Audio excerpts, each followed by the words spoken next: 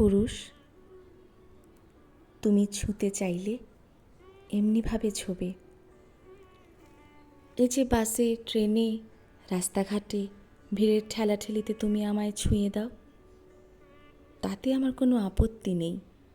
এমন তো কতবার হয়েছে, কতজন কতভাবে তাকিয়েছে, ছুঁয়েছে।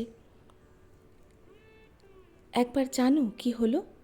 তখন বয়সটা বেশ অল্প। কলকাতায় লোকাল ট্রেনে চেপেছি। একটাই মাত্র স্টেশন মাঝে, কিন্তু একেবারে চাপাচাপি ভিড়। কোনো রকমে ট্রেনে পা রাখতেই ট্রেন ছেড়ে দিল। আমি ঝুলছি ট্রেনের বাইরে। কোনো রকমে একটা লোহার রড ধরে আছি, কিন্তু কিন্তু ওই ঘাম ঘাম হাতে তাও পিছলে যাচ্ছে। হঠাৎ একটা পুরুষালী হাত কনুইয়ের কাঁচটা ধরেই হ্যাচকা টানে ট্রেনের ভেতরের দিকে নিয়ে এলো আমাকে। আমি বললাম, প্লিজ ছাড়বেন না, আমি পড়ে যাব তাহলে। ছাড়ছি না, ভয় নেই। না, ভয় ছিল না আর। আরেকবার, সেবার গায়ে জ্বর, মাথায় কি ঘুরছিল, চট করে হোস্টেল থেকে বাড়ি যেতে খুব ইচ্ছে হলো। ট্রেন নেই, কোনো ভালো বাস নেই। ঝরঝরে একটা বাস যা পেলাম উঠে পড়লাম। তিলার্ধ জায়গা নেই বাসে। আমি গায়ে জ্বর নিয়ে ধুঁকছি দরজার কাছটায়, পিঠের ওপরে হাত পড়ল। একজন গ্রাম্য বৃদ্ধ বললেন, বসবে মা? আমি দাঁড়াতে পারবো না, এই পাশটায় বসো কষ্ট করে। পাশে জায়গা ছিল না তেমন, আমার মাথা তোলার ক্ষমতাও ছিল না। রীতিমতো ওনার পায়ের ওপরেই বসে পড়লাম।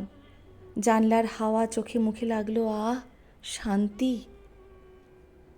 এরকম হয় কিন্তু। রাস্তাঘাটে কেউ কেউ হাঁ করে তাকিয়ে দেখে, অস্বস্তি হয়, আমারও হয়।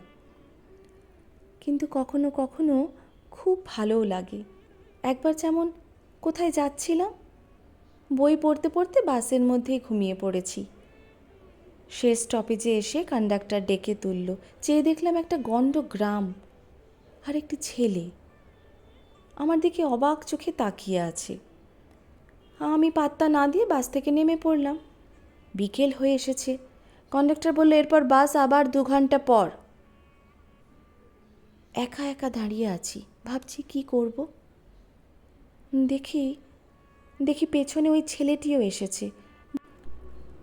সে বলল, এখানে একটা দোকানে আমার বাইক রাখা থাকে, আমি পৌঁছে দেব? আমি বললাম, না না, কি দরকার। সে বলল, ভয় নেই, বাড়ি অবধি পৌঁছে দেব, পরের বাস আস্তে আস্তে রাত। আমার কি মনে হলো, বললাম, চলুন। সে বলল, ভালো করে ধরে বসুন তো, চাপ নেই। আমিও বসলাম। আমাকে ঠিকানা জিজ্ঞেস করে একদম বাড়ির দরজা অবধি পৌঁছে দিয়ে গেল। আবার মাকে বলেও দিল, বলুন কাকিমা, বাসে ওভাবে কেউ ঘুমিয়ে পড়ে? এই তাকিয়ে থাকাগুলোও বেশ লাগে তো। তারপর কেউ যদি এমনি এমনি আদর করে, ধরো অচেনা কেউ, আমার তাও ভালো লাগে। তখন সন্তান সম্ভবা আমি। দুর্গাপুজোর লাইনে দাঁড়িয়ে অষ্টমীর প্রসাদ নিচ্ছি। খুব গরম, হাঁসফাঁস করছি। এক 40 এগিয়ে এলেন। একটা প্লাস্টিকের চেয়ারে আমায় বসিয়ে ভোগ নিতে গেলেন। একটু পরে এসে ভোগের খিচুড়ি পায়েসের প্লেট আমার হাতে দিলেন। যাওয়ার সময় গালে আলতো ছুঁয়ে বললেন, এই অবস্থায় অত রোদে কেন দাঁড়ালে? মুখটা দেখো, মা দুর্গা যেন। তারও অনেক দিন আগে, বেশ 5-6 বছর আগের ঘটনা। জীবনে প্রথমবার রেডিওথেরাপি নিচ্ছিলাম, এই দিন 10-এর। তখন জানতামই না এর কী মাহাত্ম্য। ব্যাঙ্গালোরে থাকি, বিদেশ বিভুঁয়ে বদনাম করার লোক পাওয়া যায়, পাশে থাকার লোক কম। প্রথম 2 দিন বেশ নাচতে নাচতে থেরাপি নিলেও তৃতীয় দিনে এসে অবস্থা কাহিল। এরকমই একদিন থেরাপির জন্য অপেক্ষা করছি। অফিসের এক কলিগের ফোন এলো। খুব কাছের নয়, মোটামুটি বন্ধু। জিজ্ঞেস করলো কোথায় আছি। বললাম, থেরাপি নিচ্ছি। আঁতকে উঠে বলল, রেডিওথেরাপি চলছে, বলনি একবার? হসপিটালের নাম জিজ্ঞেস করলো।